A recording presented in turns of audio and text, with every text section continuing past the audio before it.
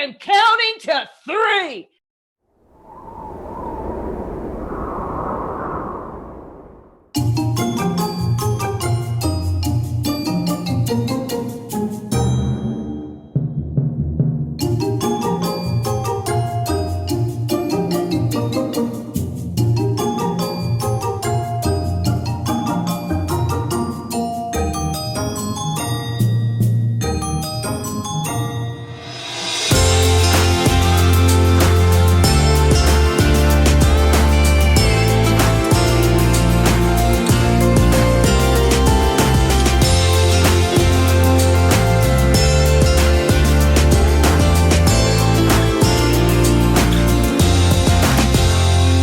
Hi, my name is Stacy Pederson, and I'm super happy to be here.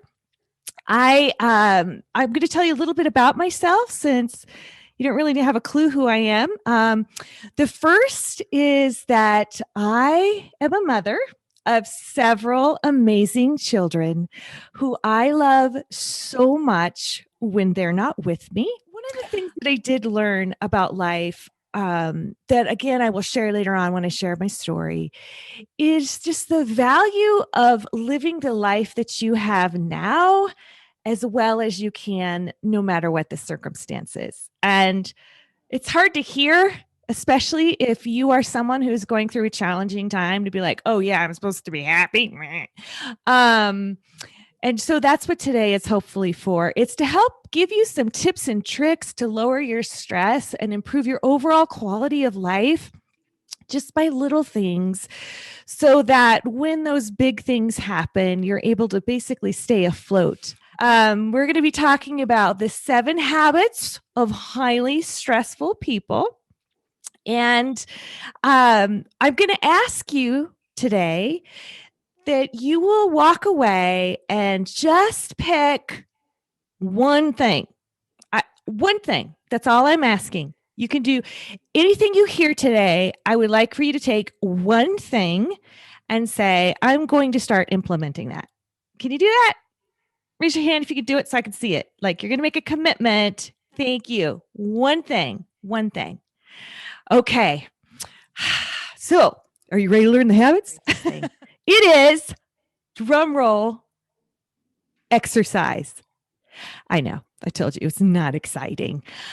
Studies show over and over again, as you know, that exercise is super important because it releases all these positive endorphins and it makes you feel better and it lowers stress. And I'm here to tell you today that that is fine for all of you.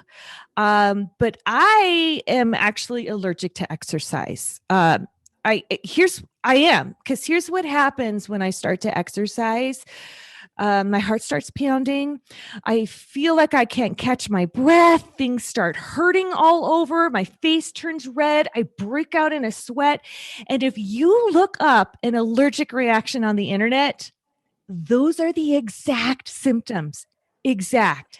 And then the last thing with relationships is that I almost died, as I've mentioned, and we'll explain more as I've mentioned. But before I almost died, I used to say things like this. I used to say,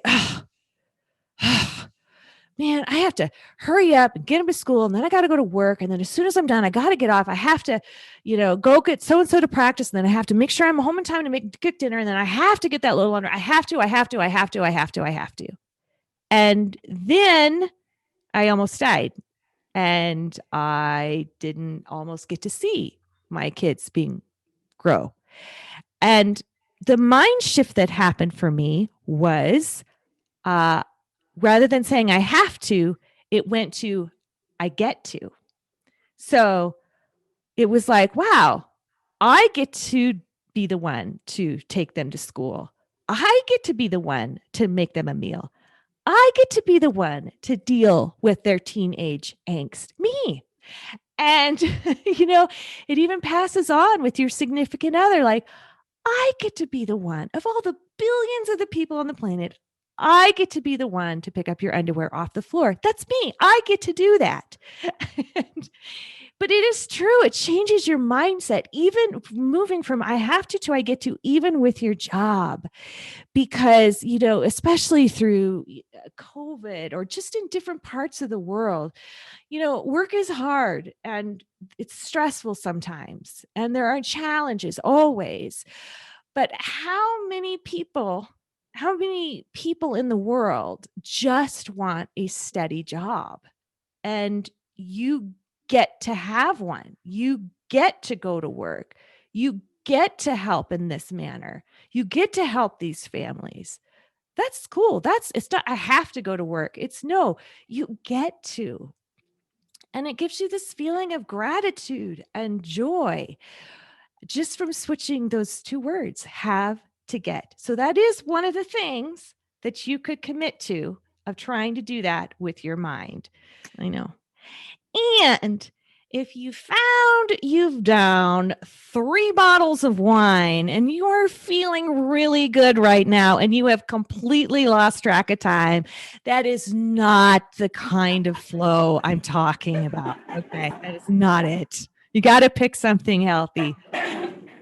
Or we are so overwhelmed, or just our thoughts, we have such anxiety or such stress. We're trying to deal with all these things, and we are not aware of the gift of today, correct? And after I almost died, I keep saying it, but I won't tell you. I haven't told you the story. After I almost died, one of the things I started to ask myself, because I discovered that I did not want to waste my life. I didn't want to waste the days that I had been given. I wanted to live them to their fullest. So what did that look like? It really was just a simple question. This question was, have I lived today? Have I lived today? So this is what this looks like. I would encourage you to maybe set your alarm for, 10 minutes before you go home from work. Could be that, or it could be in the evening after dinner, like 7:00, something. You set your alarm, and when the alarm goes off, you ask yourself, have I lived today? Have I just survived? Have I just existed? Or have I actually done something that makes me feel alive? And if the answer is no, the reason I like thinking about that right before you get off work is you still have time. And if the answer is no, then you have time to do something about that. Now, what does it mean to have I lived today? Does that mean I'm supposed to jump off a bridge? No. And I'm written up in the New England Journal of Medicine because they don't know why they could not kill that infection. So it's like not the kind of famous you want. I don't recommend it. Don't go that route.